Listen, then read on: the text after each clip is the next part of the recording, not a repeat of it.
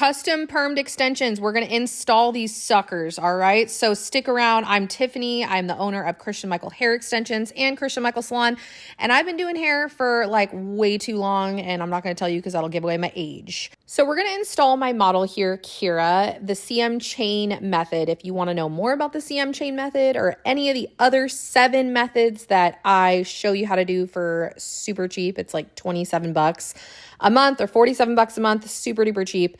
Click the link in my bio. So when I am installing, I always ask my client like, hey, how does that feel? Because in reality, yes, can I install all day? Yes, I can. But in reality, they have to wear this. And the feel of extensions are drastically important, you guys. I cannot stress that enough. So I decide, okay, we're going to go up just a little bit here, bring her down on the sides, and I like to get things super clean. Now, I install Kira wet because she is super curly, you guys. She's super curly, and the only other option we would have here is to use hairspray or some sort of gel type of situation. So when I am installing the chain method, I keep things super duper clean. I like to use my hair grippers that are on the top there, and I am keeping my section size pretty small. Now, the thing about the chain method is you don't want to be dragging out your sections too far. If you drag your sections out too far, it's going to droop and you will possibly have some breakage. So we don't want any of that. So I'm keeping my sections super consistent, never going any larger than an inch wide.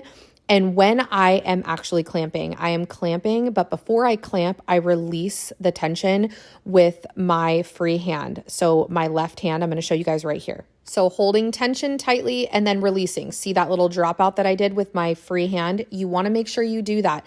If you keep your tension too tight, remember that we are going to stitch in between. So when you go to stitch and your tension is too tight, you really run the risk of the hair having too much tension and it will break, okay? I know that's scary. It doesn't have to be. With training and all of the things, really practicing and making sure that your tension is perfect is going to be the most ideal. I also want to touch on this just a little bit more. So a really good way to tell if your tension is too tight is if you have any beveling at the scalp, or the scalp is super white and it's not a little bit pink, which means it's not getting blood flow like it needs to.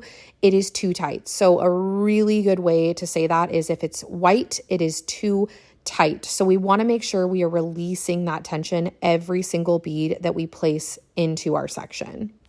As I am placing my beads, I am following the curvature of the head. I'm following the curvature of my section as I start to move towards that middle area. Now I have her at a slight angle, but what I'm going to be doing here is I'm going to now create the base for the middle that is going to lock in my entire row. And I like to keep this really, really clean. Now I don't use a rat tail often because my nails are basically my rat tail. That's why I keep them pointy, and they are a tool for me, absolutely, for sure. I'm double checking for symmetry. Now I'm going to install my micro wefts here. Some people like to call them genius wefts. They do not have a mustache, and they are super cool because you can cut them, and they are super lightweight, really thin at the base, and these are really ideal for my client. I'm going to make sure that I am measuring out appropriately and keeping everything even. This is really important because there's nothing worse than when you cut the wefts and they are not even at the corners. I have been there for sure way too many times in the beginning of my career. So I like to get everything good to go. Now I know what I have on my tray. I'm going to use a piece in the middle, and I'm going to show you guys how to make sure that you lock that sucker down. So when I'm clipping right up to the edge of my first bead here. And where I am placing my clips is directly in between the beads. So I know where my sections are, and I know because they're consistent, I can tell exactly where things are.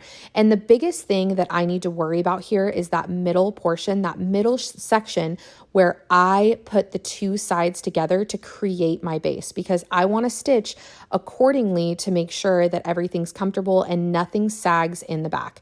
So here we are going to start our corner, and the corner is one thing that a lot of my my students struggle with. So I really want to get this going for you guys. I like to lock everything in.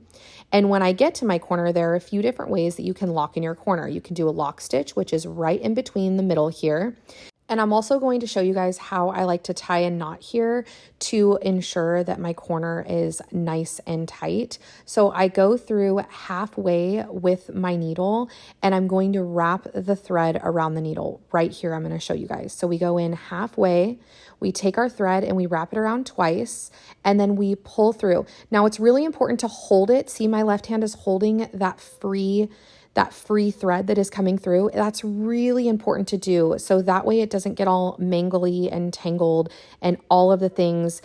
When you first start doing this, is it going to get mangly and tangled? Yes. And you're going to practice this on a doll head, of course. So keep your free hand open for the thread that is coming through, because I have found over and over and over that guiding the thread in every stitch with my free hand keeps everything super nice, tight, and it doesn't get all mangly and tangled. So as I am stitching, you can also see that I'm continuing to pull my thread up.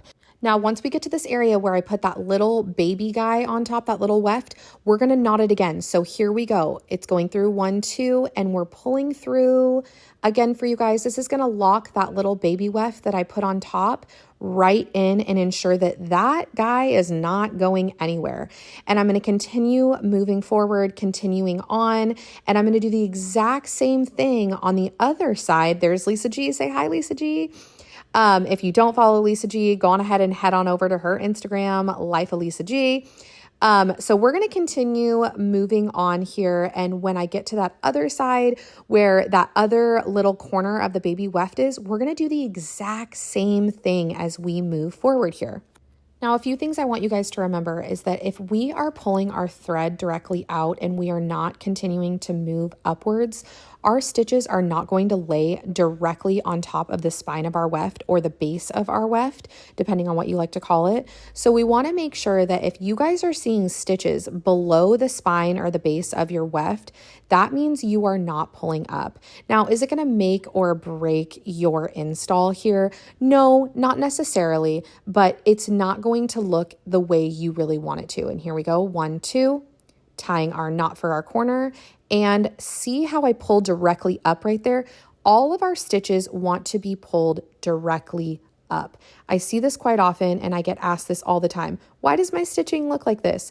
Well, the reality is you're not really doing anything wrong with your stitches. You're just not pulling up. So it makes for a really nice clean install and it really helps with not sagging. So if the stitches are below the base of the weft, it has a tendency over time at that 6 to 8 week mark to slightly fold over because it doesn't have that area on the base that it truly really needs. So now I'm going to go on ahead and tie off here. I'm getting to my tie off because I ran out of thread.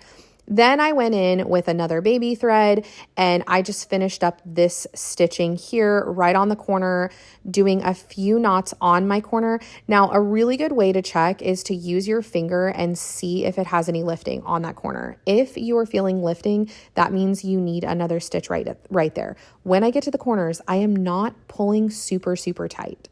When I tie off, I tie this around at least 3, sometimes 4 times, and I pull directly up. Then I trim my thread enough to where I can tie at least 3 times, and then I trim off the excess and it comes out really perfect. And here is the end result for you guys. I'm going to give you guys a glimpse on the number 2. Okay, number 2. Just kidding. It's not number 2. But my second row. Kira likes to keep her extensions really low. And also, you guys, just as a total side note, Kira is a hairstylist herself. So I don't have to worry too much about hairstylists because they typically know how they like their hair. And sometimes we as hairstylists have a tendency to break the rules. I wouldn't necessarily go this low on a client. But for this particular one, I know she's going to do great with it. So we're going to continue to follow exactly what I did on our first row. And I'm going to show you guys the end result right now. So here it is, and I like to make sure that I style right before, so I put all of the products that I need before I even start stacking my wefts. I think this is really important for you guys to know because this is huge. When you're dealing with curly hair, it has a tendency to get sometimes unruly, if you will. So this keeps everything in place and makes sure that I don't get any crosshairs at all, and it makes for the most comfortable of installs. And here it is all installed and pretty. So now we're going to go right into the cut, and I'm going to give you guys some pointers on this as well. So here we go. This looks awesome already. When I am cutting any sort of curly hair, and honestly, you guys, to be totally frank, I do freehand with everybody, including, of course, curly hair extensions. And I personally love the razor, yes, for curly hair because it gives it just a little bit of natural flow to it, because remember, these are extensions. So I want to give the best result possible. So I give tension and then I release that tension to the curls and get it exactly where it's going to naturally fall. And this is all done visually, you guys. Like, I'm a very visual cutter when it comes to extensions because I'm not looking for necessarily symmetry, because remember, we're adding an extension. So we want the result that is going to look natural at the end of the day, not what's, exactly perfect and straight and all of the things. I am looking for results based on how she styles her hair. So I'm going in and I am giving her those layers. And again, I'm pulling the tension, releasing the tension right up into her curl area. And we are face framing right now. And it literally comes out so pretty. She really didn't need much. Her natural hair was very long. We put these in because she loves the fullness and all of the things. And it came out absolutely beautiful. Here is the end result. I really hope you guys enjoy this. If you want to know more, if you want Christian Michael hair extensions, if you want access to the highest discount possible on this planet for hairdressers, click the link in my bio and join our program.